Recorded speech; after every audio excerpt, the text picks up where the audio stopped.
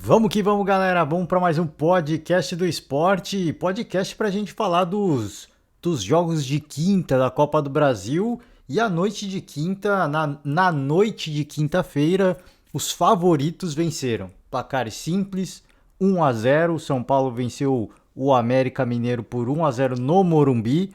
E o Fluminense venceu o Fortaleza por 1-0 no Castelão, fora de casa. Então o Fluminense foi a única equipe visitante que venceu nessas quartas de final da Copa do Brasil. Grande resultado pro Fluminense. Vamos começar justamente por esse jogo, Fortaleza e Fluminense. Fortaleza 0, Fluminense 1. Então uma partida em que as duas equipes tiveram controle do jogo, se é que a gente pode dizer assim, em cada um dos tempos. O Fluminense do Fernando Diniz começou muito à vontade o jogo, dominou o primeiro tempo, chegou a marcar duas vezes, né?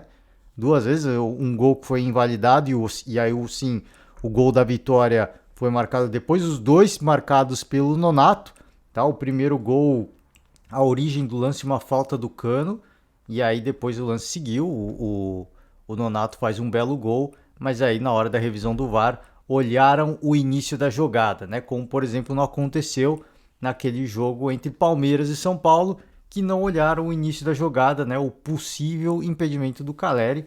E esse, só para fazer um parênteses aqui, esse lance não vai ser traçado linhas, né? A CBF disse que não dá mais, deu um monte de desculpa e não vai acontecer. Então, isso aí a gente nunca vai saber o que de fato aconteceu, tá? Com absoluta certeza o que de fato aconteceu. Fato é que dessa vez os caras avaliaram a origem do lance, viram a falta do Cano, cara, com a bola rolando, é evidente que é uma falta do Cano. É, assim, é bizarro. E o árbitro não tá longe. É bizarro. Assim, a falta do Cano é absolutamente escandalosa. O jogo segue, obviamente, né? Porque é lance ajustado, mas a falta ali é escandalosa, né? Enfim, é o Klaus, né? Rafael Klaus. E não viu. Não viu. Tudo bem, dá pra dar uma desculpa. Tinha muita gente ali no meio, né? Na confusão tinha um bolinho de jogadores.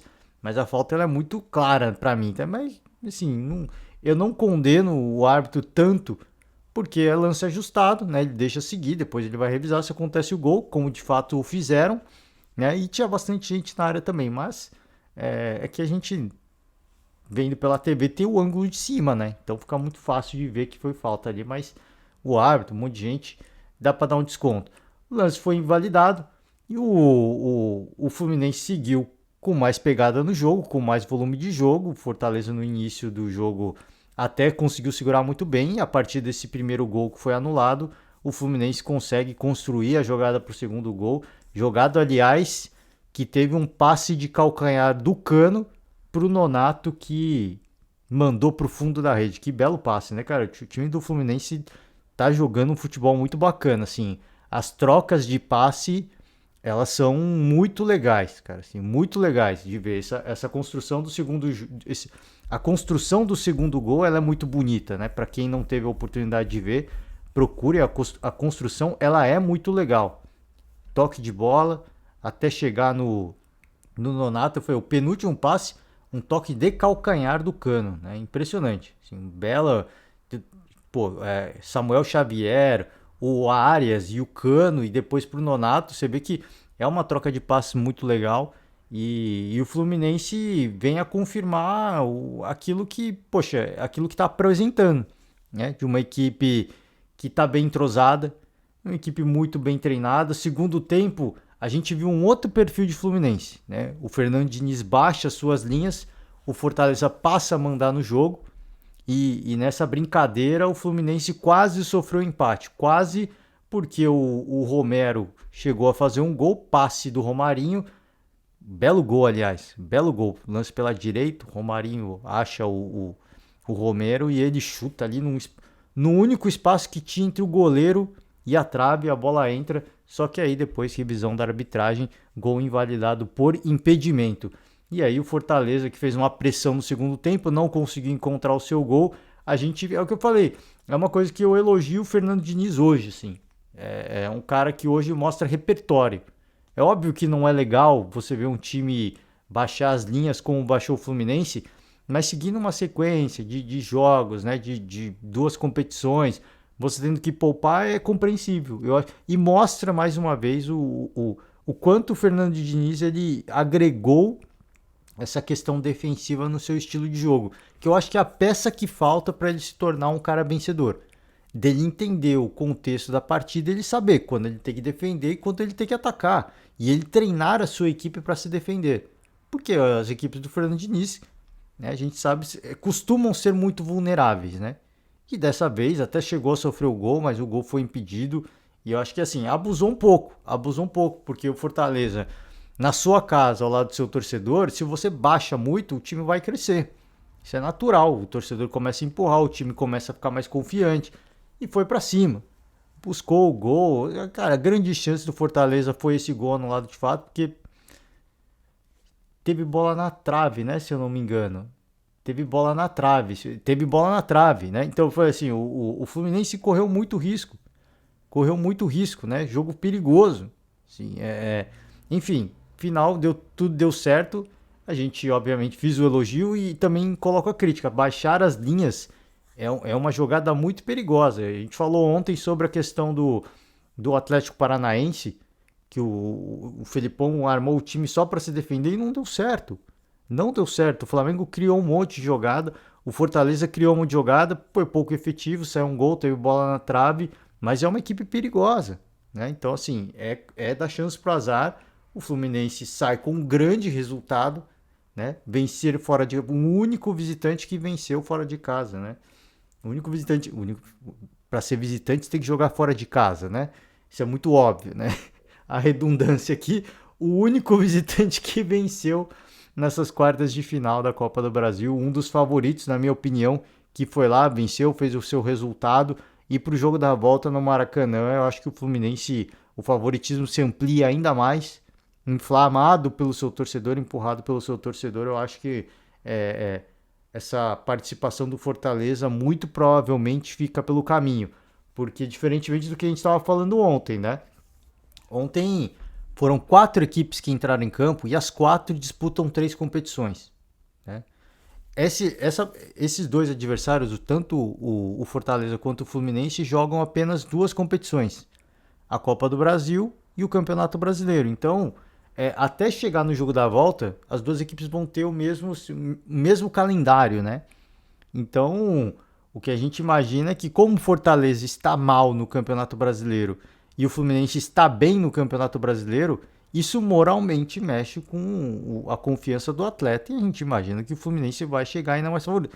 É óbvio que é o que eu falei e vou repetir. O que eu falei várias e várias vezes ontem. São vários contextos.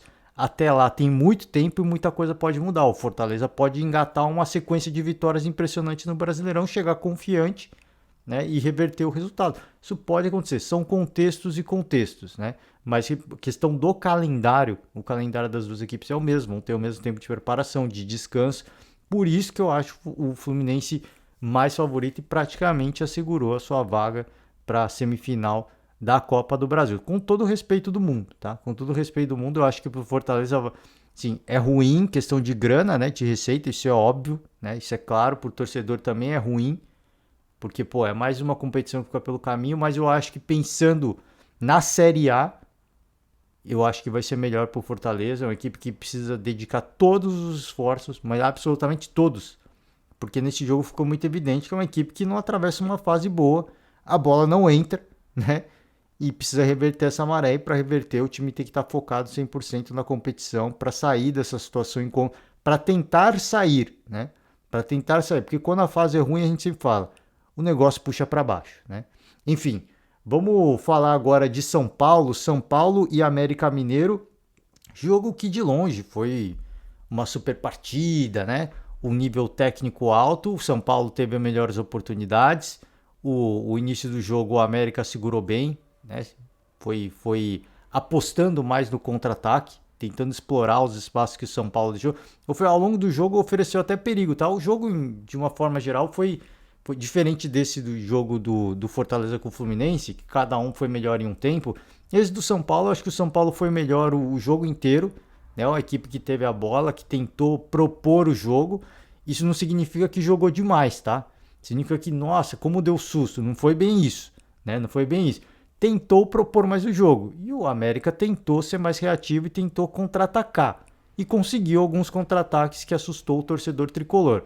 Mas o fato é que o gol do São Paulo sai... Assim, até pela questão da defesa do América tá tão ajustado, o São Paulo apostou, né, no cruzamento na área e em um desses cruzamentos o Luciano foi muito feliz e conseguiu fazer o gol do São Paulo, o gol da vitória, né? O Igor Vinícius cruza, o Luciano ele sai do Iago Maidana e ele consegue empurrar a bola para a rede. O jogo foi brigado, o Caleri também tentou, chegou a tentar a bicicleta o Caleri, né? Ele tá insistindo, acho que tá inspirado pelo Rony, né? Rony do Palmeiras. Enfim, o América teve no segundo tempo a chance de ouro de empatar, né? Uma falta do belo contra-ataque, né? Contra-ataque, o goleiro do São Paulo, ele cometeu um pênalti. Henrique Almeida, né? Henrique Almeida, o goleiro do São Paulo, eu vou até puxar aqui, eu peço perdão. O Thiago Couto, né? Thiago Couto fez a falta. Eu não peço perdão ao torcedor, não tô acostumado com o nome do goleiro, né?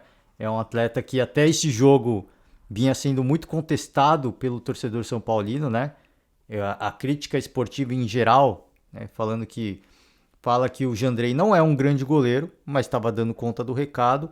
O Jandrei agora tem uma lesão, vai ficar lesão na fratura, né, nas costas, vai ficar um bom tempo fora. E o Thiago Couto é quem assume a titularidade. Ele não começou muito inseguro, não começou bem, chegou a cometer esse pênalti, ele praticamente virou o vilão. E quem virou o vilão, na verdade, foi o Maidana, né? O Iago Maidana, que não marcou o Luciano no primeiro gol do São Paulo.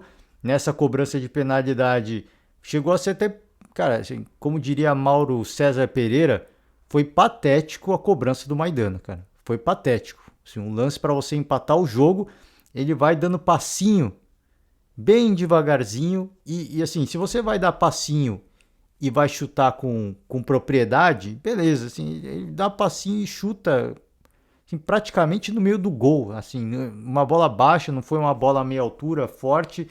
Cara, assim, foi no mínimo patético a execução dessa penalidade, né? E aí o Thiago Couto ele se redimiu.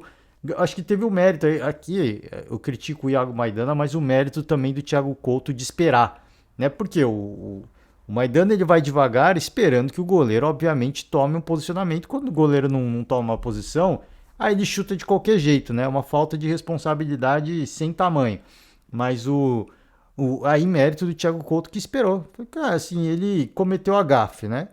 Eu não sei se é a forma como ele costuma defender pênalti, se ele costuma esperar.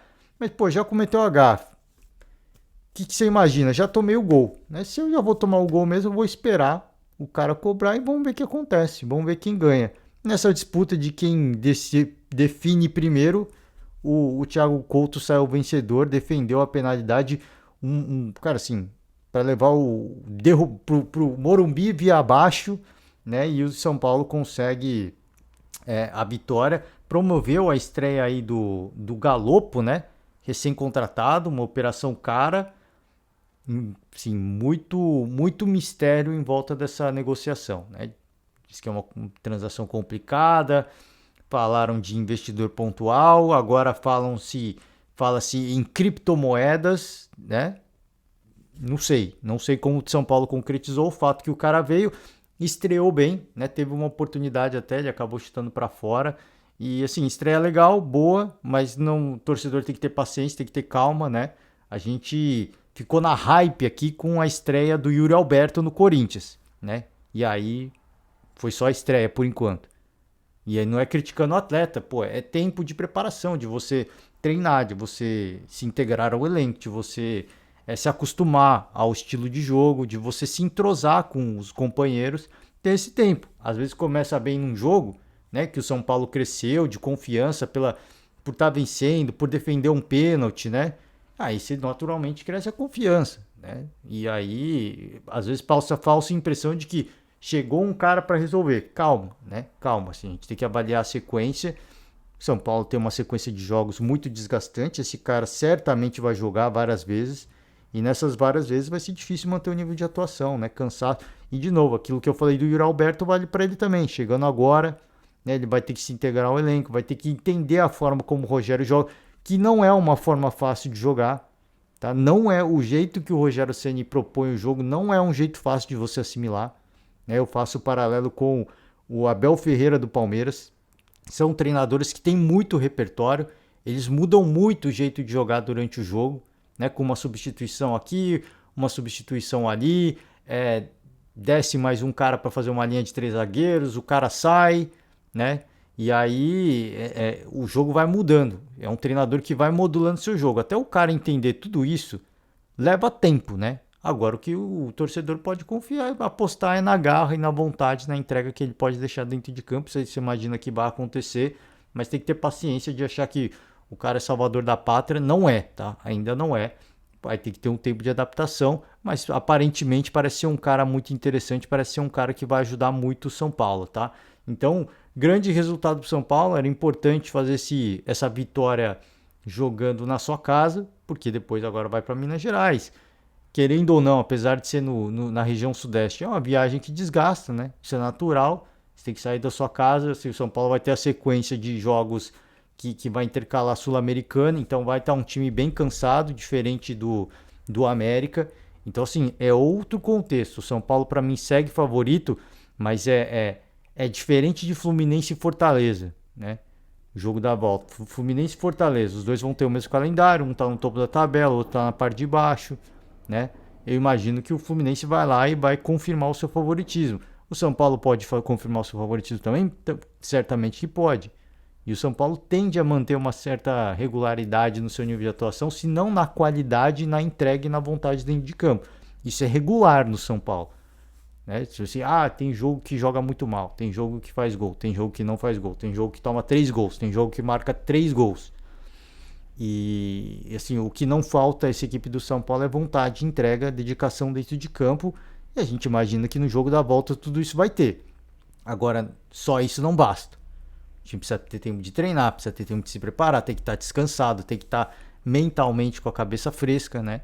E aí são outros contextos, assim, que o São Paulo para mim continua favorito, até pelo resultado desse primeiro jogo, sim.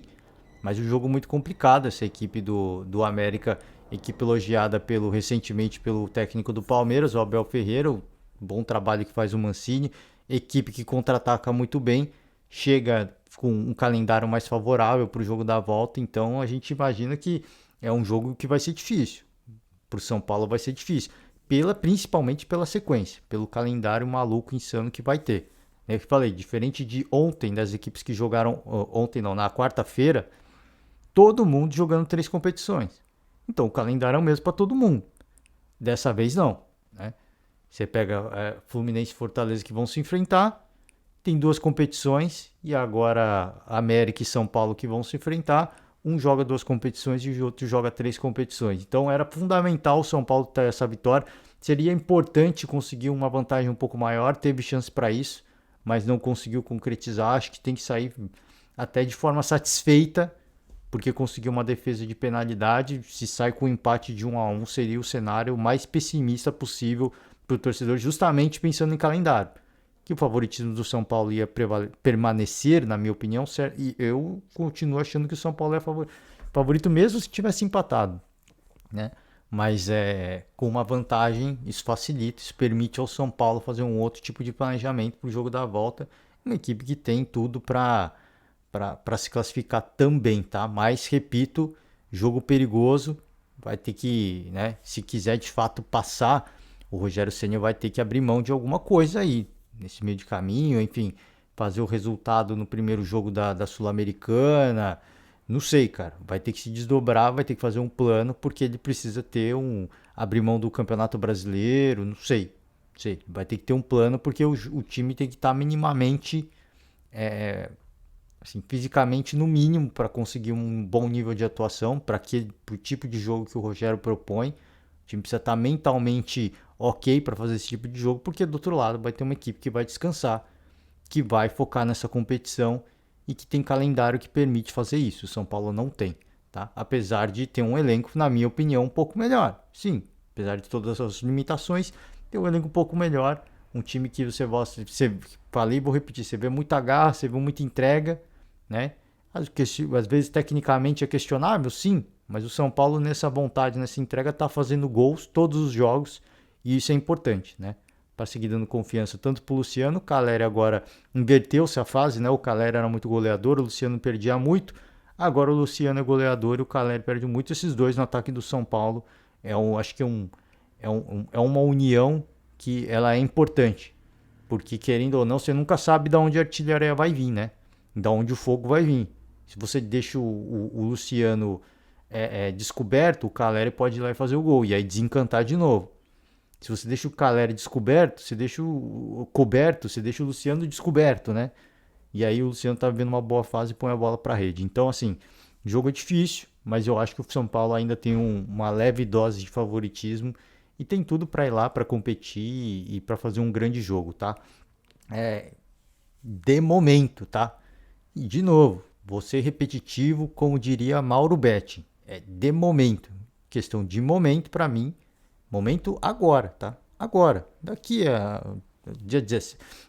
2, 3 semanas, quando vai ser o jogo, é outro contexto, é outro cenário, né? Você pode pegar um São Paulo que foi eliminado na Sul-Americana ou não, pode pegar um São Paulo que passou de fase, né? Um jogo absoluto, pode ter sido uma partida absolutamente, pode acontecer de ser uma partida absolutamente desgastante e o São Paulo chegar moído para o jogo da volta, né? Isso pode acontecer, são outros contextos, mas de momento eu acho que o Fluminense e São Paulo passa, mas para o São Paulo é um jogo muito perigoso, muito traiçoeiro, porque, né, justamente aquilo que eu falei, do outro lado você vai pegar um adversário que vai estudar o São Paulo, né, que vai se preparar para esse jogo com tempo de preparo adequado, porque tem menos calendário e permite isso. Então é isso, gente. Para finalizar, a questão Flamengo, jogo do Flamengo e do Atlético Paranaense, foi liberado o áudio do VAR, tá? O áudio do VAR foi liberado, muita polêmica, cara. Assim, os lances já foram polêmicos com a bola rolando, com a liberação do áudio, a polêmica ficou ainda maior, cara. É impressionante a falta de qualidade desses árbitros, do árbitro de vídeo. Não só dentro de campo, mas eu acho que dentro de campo o cara ele não vê tudo, isso de fato. Mas o árbitro de vídeo, nesse jogo do Flamengo, ele quis apitar. Ele quis ser o juiz principal, ele quis ser o juiz titular da partida. Assim, é impressionante o nível, a qualidade questionável dessa arbitragem de vídeo. Assim, essa atuação nesse jogo do Flamengo e do Furacão foi, assim, foi uma lástima. Foi vexatório. Vexatório. Foi uma esculhambação. Na minha opinião, foi uma esculhambação. Assim. Teve um lance de uma cotovelada do Fernandinho no Felipe Luiz. Eu não falei sobre isso ontem, né? Acabei passando batido. Porque o lance não foi parado, não teve cartão, acabei passando batido sobre esse lance. Esse lance sequer foi revisado pelo árbitro de vídeo. Sequer. Então não tem áudio sobre isso. E as pessoas querem saber o que aconteceu nesse. Não tem áudio porque eles sequer debateram sobre o lance. A falta do Gabigol no Fernandinho é bom. Primeiro pênalti, né? Primeiro pênalti, o Fernandinho puxa a camisa, né? Do Léo Pereira. E eles falam que ao puxão da camisa, só que não há. Como é que é o termo que eles usaram? Não há impacto, né? É alguma coisa assim que foi um termo bizonho, assim. Puxou a camisa, mas não há impacto e o jogador se joga, né?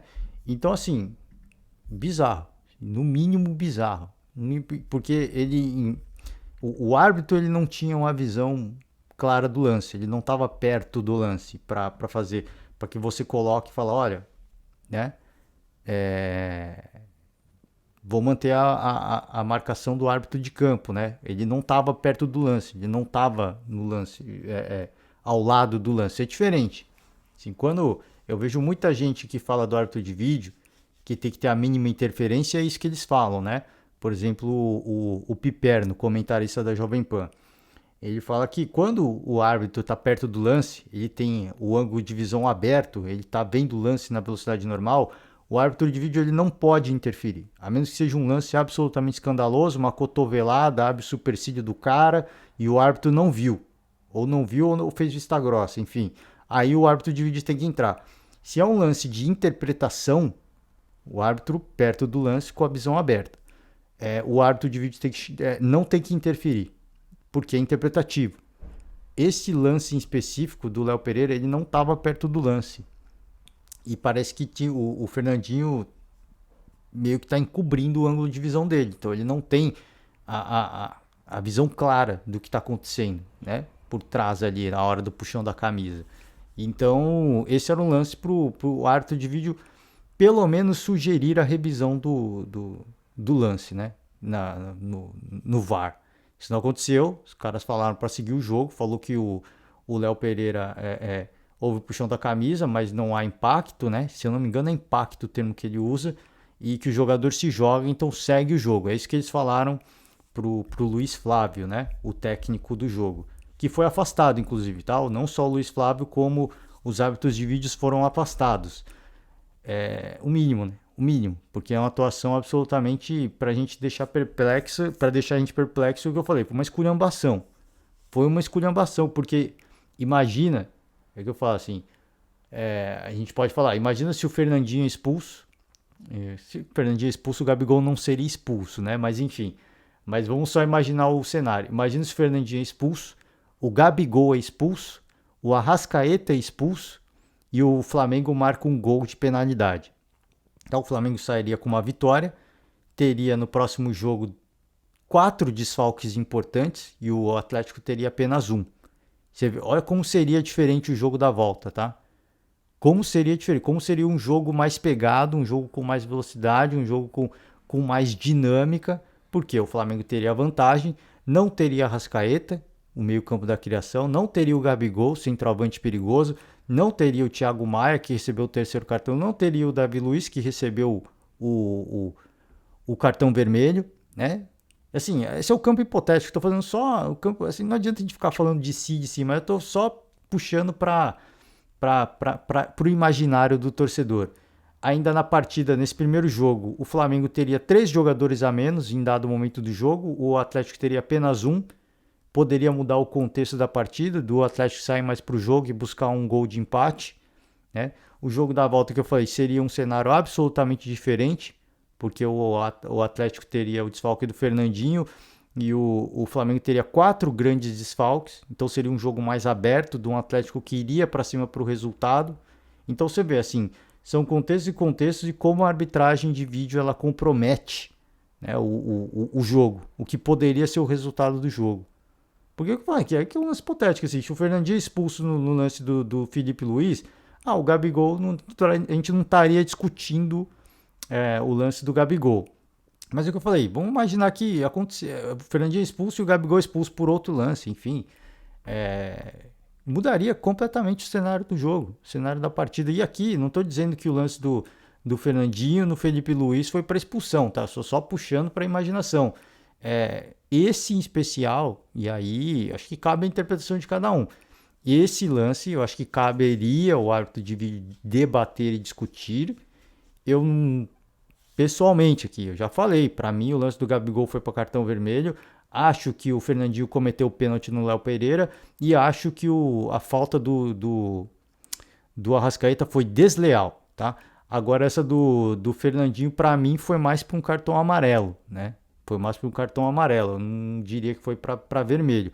Mas enfim, cabe a interpretação de cada um, mas eu falei, no campo hipotético de ser um vermelho, Gabigol vermelho, Arrascaeta vermelho, né? Então, assim, você vê como o cenário da partida poderia ser. E os caras cometeram erros em série. Porque eu falei do lance da penalidade. O lance do Gabigol com o Fernandinho, o que eles falaram, né? Falaram que o Fernandinho trombou com o Gabigol e o Gabigol respondeu com chute. Cartão amarelo para os dois, né? Sugerindo marcação para o árbitro de campo, cara. Assim, é bizonho isso. Isso não. Cara, isso é vergonhoso. Isso é vexatório, é uma agressão. Os caras em nenhum momento falaram que houve agressão. O que o Gabigol fez foi agressão. Pouco importa se o Fernandinho trombou com ele. Trombou, mas o que o Gabigol fez foi agressão. Ele deu um pontapé intencional. Ele fez porque ele queria. O do Fernandinho, ele trombou porque ele queria também? Também, mas a trombada não é lance para cartão amarelo. Trombada é de jogo, né? e aí o Gabigol dá um pontapé, sequer a balinha. O do Arrascaeta é pior ainda, cara. Eles viram o lance, e viram e reviram, e eles falam que o Arrascaeta, depois de acertar, ele tenta tirar a perna. E aí o Luiz Flávio falou, dei amarelo. Perfeito, né? Os caras ainda parabenizam a, a marcação do Luiz Flávio e sequer sugerem uma revisão no árbitro de vídeo. Então, assim, é bizarro o nível, a qualidade da arbitragem brasileira. O que chama mais atenção é o nível, a qualidade para um jogo tão importante de duas grandes equipes com duas grandes camisas. Se fosse um jogo de Série C, já seria vergonhoso ter uma atuação como essa. De Série C eu tô falando, hein? Já seria no mínimo vergonhoso e vexatório ter uma atuação como essa. Uma partida de um jogo mata-mata entre duas camisas muito tradicionais, né? Flamengo e Atlético Paranaense, você não pode ter um nível amador apitando o jogo, cara. Assim, é nível amador. É nível, assim, não sei nem se é nível amador, porque eu acho que nem no nível amador cometeriam as gafes que foram cometidas.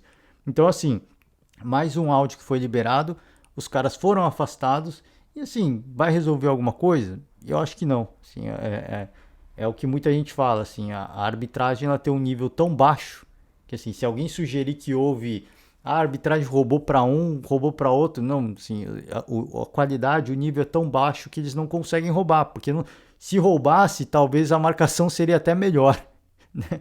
Então, assim, é lamentável, assim, é pra gente ficar perplexo, porque, assim, antes do árbitro, de sair o áudio do árbitro de vídeo, e aqui a gente fez o nosso podcast, a gente ficou só imaginando o que foi a discussão, né? A discussão entre o árbitro de campo e o árbitro de vídeo, o lance da penalidade. O que aconteceu? Houve o contato, mas o cara se jogou. Tá, foi isso que eu vi também. Então segue o jogo, né? O lance do Gabigol, também do Arrascaeta, o que a gente imagina, houve uma discussão, pô, um agrediu, o outro agrediu, que foi mais ou menos isso que eles chegaram à conclusão, né? Mas o do Arrascaeta, não foi intencional, não foi de propósito, mas foi inconsequente, né? Então, assim, a gente só imaginou e teorizou e tentou puxar assim, pro mínimo de competência, né? Mas quando sai o áudio do VAR, a gente vê que realmente falta muito ainda, né? Pro árbitro de campo e o árbitro de vídeo chegar num nível adequado para um jogo de quartas de final de Copa do Brasil com duas camisas tão pesadas, né? E erros crassos que poderiam ter comprometido, que poderia não, certamente comprometeram já quem vai passar.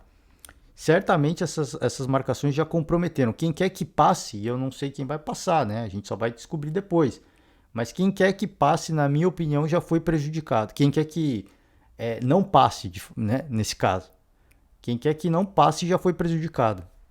Porque aí se o Flamengo é eliminado, vão falar da cotovelada do Fernandinho, vão falar do pênalti não marcado.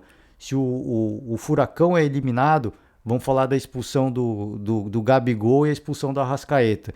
Então, assim, quem for eliminado já foi prejudicado. Já foi, né? E você pode dizer, não, elas por elas, né? 2 lances polêmicos do Flamengo, 2 lances polêmicos. Cara, assim, tem que marcar tudo. Não adianta. É aquilo que eu falei do jogo do Palmeiras e do São Paulo. Mas o Palmeiras teve o pênalti a favor. Cara, assim, o que tá errado, né? Não adianta você falar só porque errou para um, tem que errar para outro, e o problema é do Palmeiras que não, assim, tá errado. Tá errado. O que tá errado, né? Não adianta a gente compensar um erro com o outro. Senão, assim, é aquilo lá, né? Se eu roubar de ladrão, tá tudo certo. Eu sou um ladrão, tô roubando de ladrão, tá tudo certo. Mas um outro ladrão vai roubar de alguém honesto, né? E é isso que as pessoas não veem, assim. Não, de ladrão para ladrão, ladrão que rouba ladrão, né? 100 anos de perdão. Como é que é o ditado? Eu acho que é por aí, né?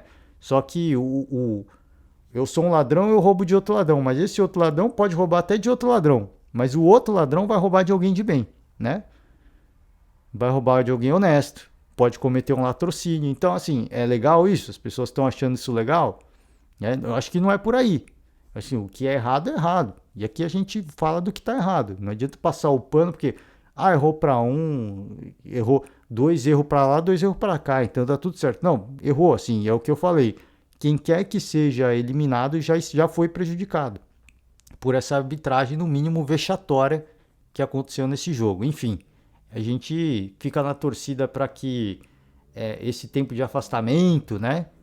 O cara volta para academia para estudar, a gente imagina e torce para que sirva de alguma coisa, para que o nível da arbitragem, a qualidade aumente. Mas, né, a gente não pode ser, a gente não pode ver no mundo, né, da fantasia, de achar que isso vai resolver os problemas.